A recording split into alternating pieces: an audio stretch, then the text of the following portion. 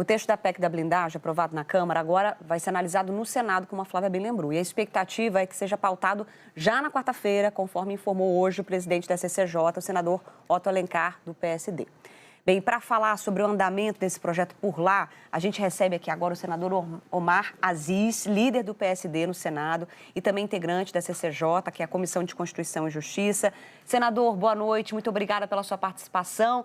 Elisa Claveri também está aqui com a gente, né, nesse especial de domingo. E, senador, durante a semana, né, o senhor se manifestou em vários momentos contra a PEC das prerrogativas e fez um apelo pelo debate sobre o assunto no Senado. Então, já queria saber do senhor qual deve ser o caminho desse projeto por lá no Senado, né?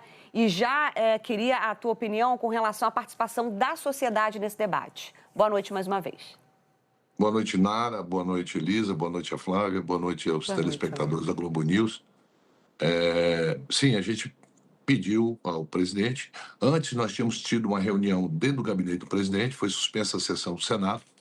A gente estava aguardando a Câmara votar aquela medida provisória que desonera a energia até 120 quilowatts.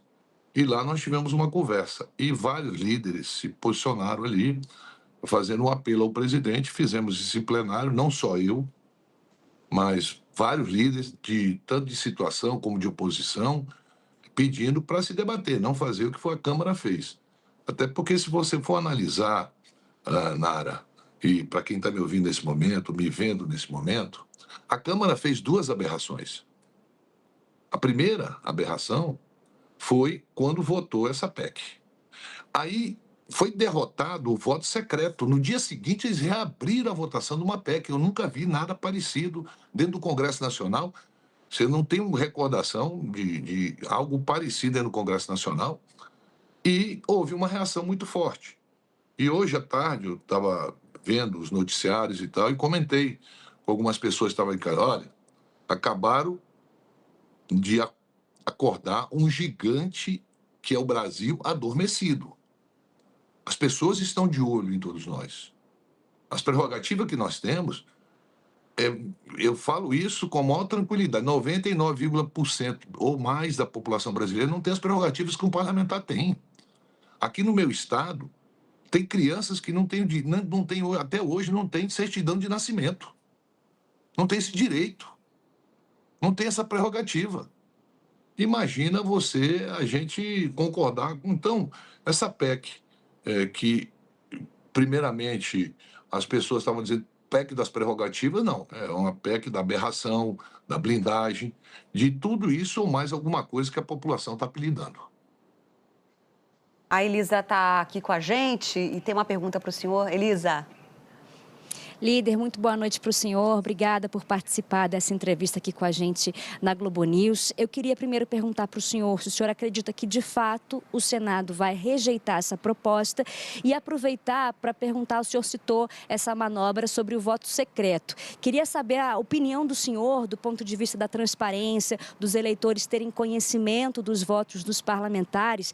Qual que é o risco de trazer um voto secreto para a abertura de ação penal contra parlamentares ou para autorização de prisão contra os parlamentares? Por que o senhor acha que os deputados quiseram incluir algo desse tipo na PEC?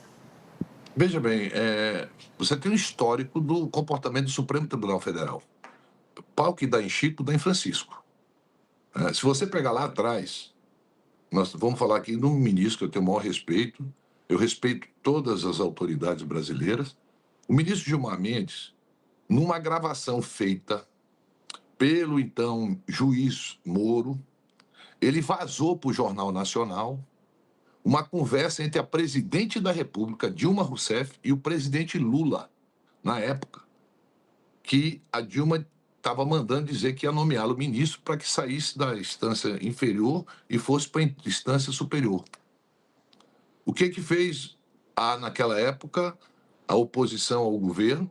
Entrou com uma ação no Supremo e o ministro Gilmar Mendes proibiu a presidente da República, que tinha sido eleito democraticamente para tomar decisões, quem deve ou não ser ministro, de nomear o ministro, o presidente Lula naquela época ministro.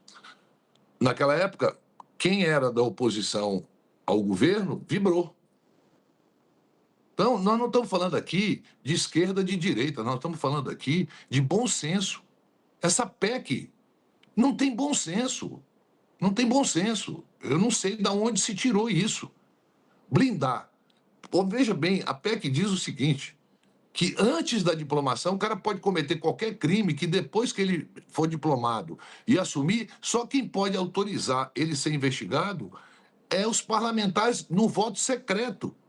Então, não tem racionalidade. Quando eu falo, olha, o Brasil acordou, um gigante adormecido, e eu gostei muito de um gigante adormecido com a bandeira brasileira, hoje, que acordou para tudo isso que está acontecendo. Tem pessoas boas na esquerda, tem pessoas boas na direita, tem pessoas boas de centro, como tem pessoas ruins em todos os lugares. Nós não podemos aqui olhar para a pessoa e porque ela pensa diferente de mim, que eu vou dizer que ela não presta.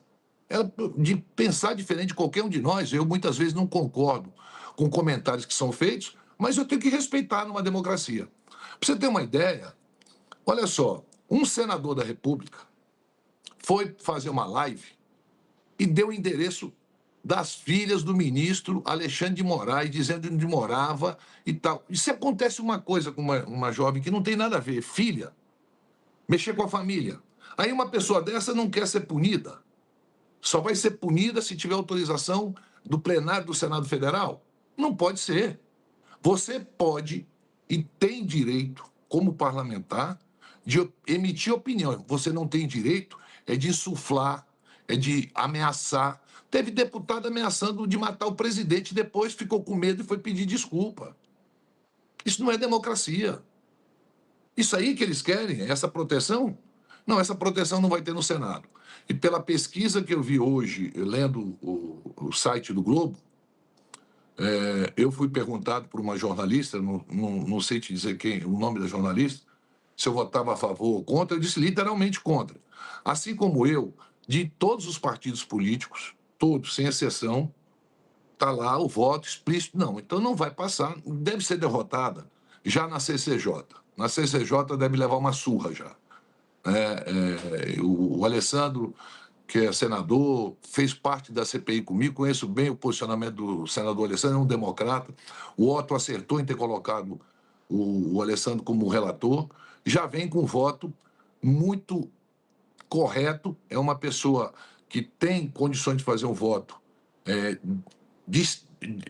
desmiuçando tudo isso que a Câmara, infelizmente, aprovou. E eu volto a repetir, eu não me recordo, numa democracia, a Câmara ter feito algo parecido. Senador, boa noite. Flávia Oliveira aqui do Rio, estou com a Narayana e queria lhe encaminhar uma pergunta, trazendo 2 pontos. Primeiro, a urgência, né? No caso do projeto de anistia, não só a votação da chamada PEC da blindagem, ela foi apressada e com notas de desobediência ou desacordo com o regimento, mas o projeto de anistia também foi aprovado com uma urgência, o que significa não passar pelas comissões da Casa. No caso do Senado, a sinalização já começa diferente, porque o senhor mesmo mencionou que a PEC da blindagem passará pelo escrutínio da Comissão de Constituição e Justiça, como já deveria ser, né? Então, o primeiro ponto é sobre essa necessidade de debate mais alongado, especialmente quando se trata de questões no mínimo, controversas.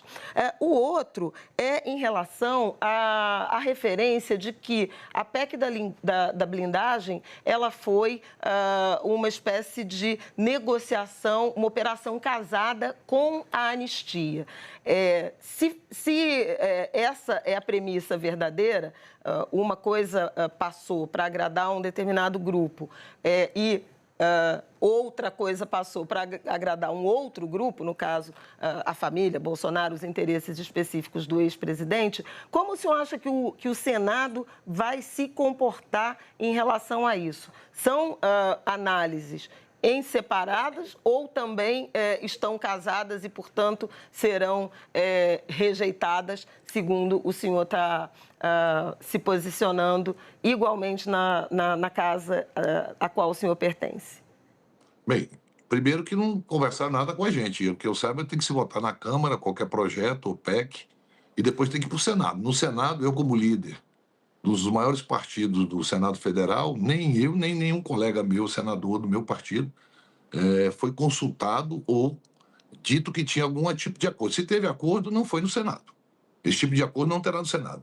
Segundo, o que aconteceu? Muitas matérias nós levávamos direto para plenário, começou isso na pandemia, quando você não tinha como reunir comissões, aí as reuniões eram remotas, então você tinha que aprovar projetos, nós aprovamos muitos projetos, levando o parecer direto para a CCJ.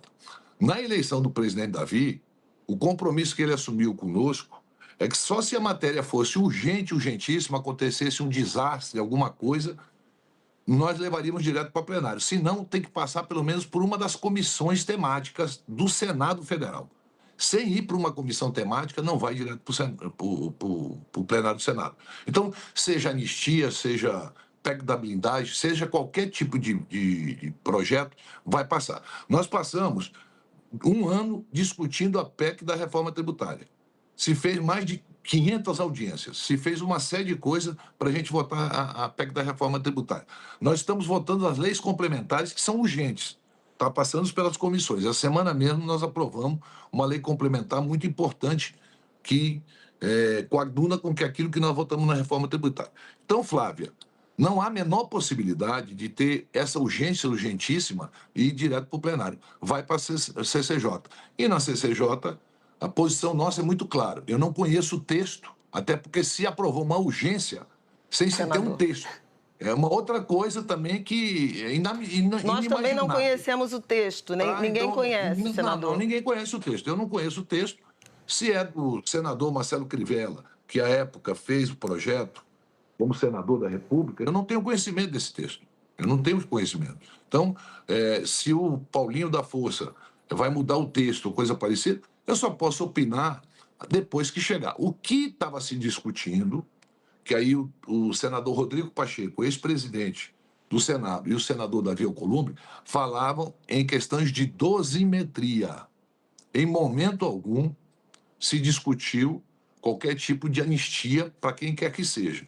Eu não vou anistiar quem entrou na minha casa, depredou a minha casa, o lugar que eu trabalho, o lugar que eu vivo. Eu não aceito esse tipo de coisa. É a mesma coisa que eu entrar na sua casa, Flávia, espancar sua família, quebrar e depois pedir desculpa para você e dizer que não, que foi a esquerda, ou foi o centro, ou foi o inferno que me mandou lá. Não tem como você discutir isso. Então, é muito claro, que fique muito claro, nada será votado diretamente no plenário, no Senado Federal. Não sou eu que estou dizendo como líder.